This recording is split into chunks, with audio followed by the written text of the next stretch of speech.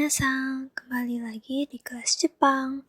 Materi kita hari ini yaitu subjek dan pola kalimat sederhana. Langsung aja. Yang pertama, untuk subjek ada saya. Bahasa Jepangnya watashi. Watashi. Watashi ini sifatnya umum, dapat digunakan baik oleh perempuan maupun laki-laki. Sedangkan ada juga penggunaan untuk kata saya yang lebih khusus. Jika pada perempuan adalah atashi, dan untuk kata saya yang khusus digunakan pada laki-laki adalah boku atau ore. Yang kedua, kamu, yaitu anata. Anata. Anata merupakan ucapan yang lebih formal dibandingkan omae atau kimi. Artinya sama saja, namun anata lebih formal. Yang ketiga, kami, yaitu wareware. Wareware. Biasanya juga menggunakan watashi tachi, boku no tachi, bokura, warera, ataupun watakushi tachi. Artinya kami atau kita. Selanjutnya, mereka, yaitu karera atau kanojora. Di sini kita harus memperhatikan dalam perbedaan penyebutan kata mereka untuk laki-laki dan untuk perempuan. Jadi karera itu untuk subjeknya mereka laki-laki dan kanojora itu untuk subjeknya mereka perempuan. Begitupun subjek dia. Untuk menunjuk seorang laki-laki digunakan kata kare seperti he dalam bahasa Inggris, sedangkan untuk perempuan menggunakan kata kanojo seperti she dalam bahasa Inggris. Yang keempat ada anata tachi. Anata tachi. Bisa juga menggunakan kimitachi atau minasang yang artinya lebih ke kalian semua.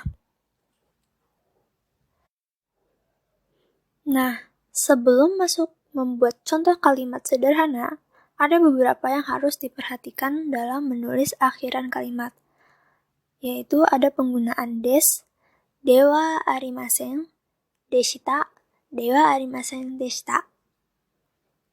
Yang pertama ada des, yaitu adalah sebuah akhiran kata yang digunakan untuk membuat sebuah kata menjadi kalimat yang sopan atau formal. Singkatnya, akhiran des digunakan untuk bentuk kalimat sekarang yang positif. Contohnya, watashi desu, saya, genki desu, sehat, isha desu, dokter. Yang kedua ada bentuk kalimat sekarang, tapi bentuk negatifnya atau interrogatifnya, yaitu dewa arimasen atau ja arimasen. Contohnya, isha dewa arimasen. Isha dewa arimasen, bukan dokter.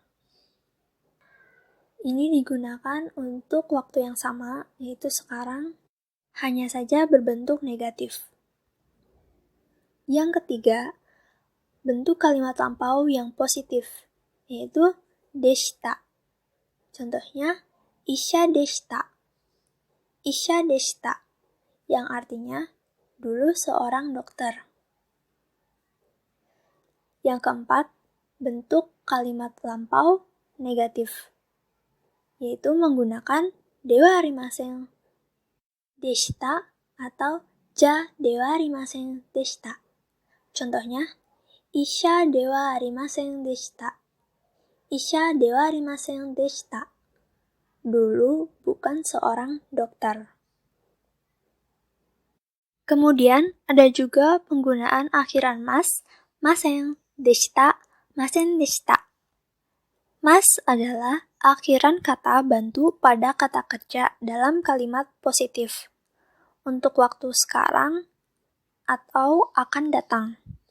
Singkatnya, mas digunakan untuk kata bantu kata kerja dalam bentuk kalimat positif sekarang dan yang akan datang. Contohnya, ikimasu. Ikimasu yang artinya pergi atau akan pergi. Yang kedua, bentuk kalimat negatif untuk waktu sekarang dan yang akan datang, yaitu masen. Contohnya, ikimasen.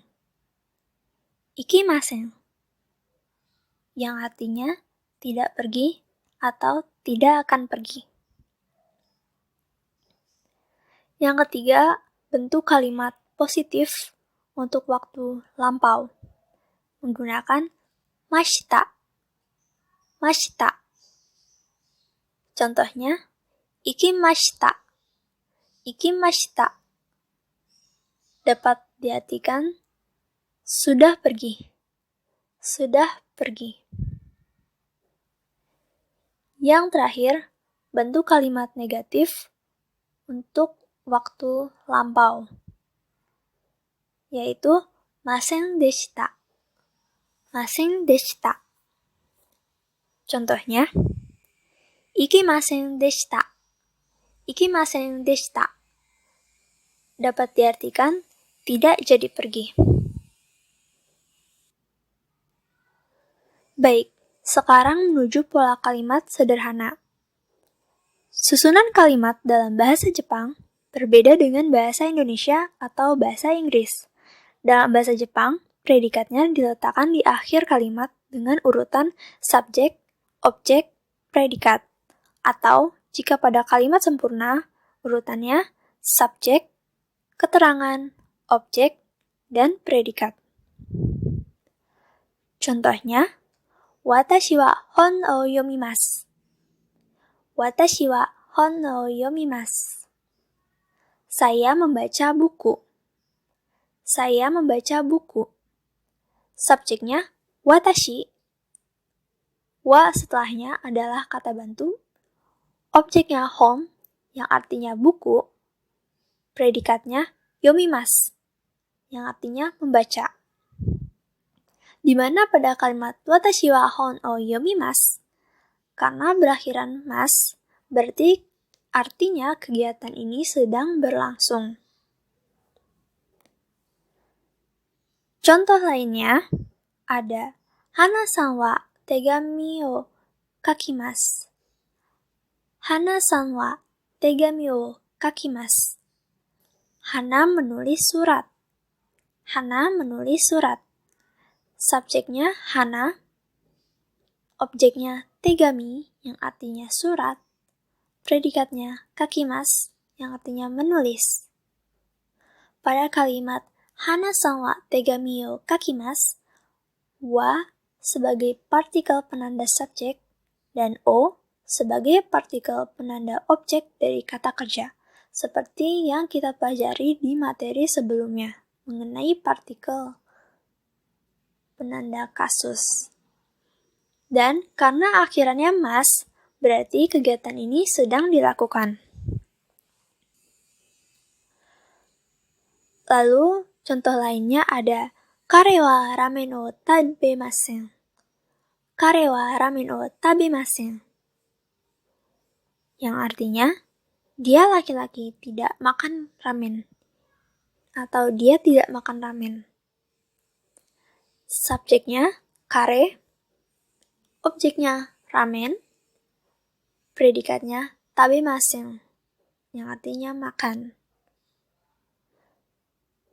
Di mana pada kalimat kare wa ramen o tabemasen, wa sebagai partikel penanda subjek, o sebagai partikel penanda objek dan kata kerja, dan karena akhiran masen, yang berarti sekarang tidak dilakukan atau sekarang ia tidak melakukannya.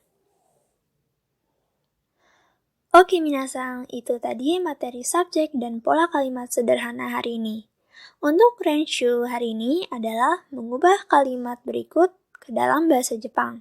Yang pertama, mereka bermain bola dengan status Sudah dilakukan? Yang kedua, kita pergi ke sekolah dengan status akan dilakukan. Silahkan ditulis dan dikerjakan di buku tulis dengan teliti dalam menggunakan subjek atau kata ganti orang, juga penggunaan akhiran kalimatnya ya, minasan. Ganbatte. Sekian, arigatou gozaimasu.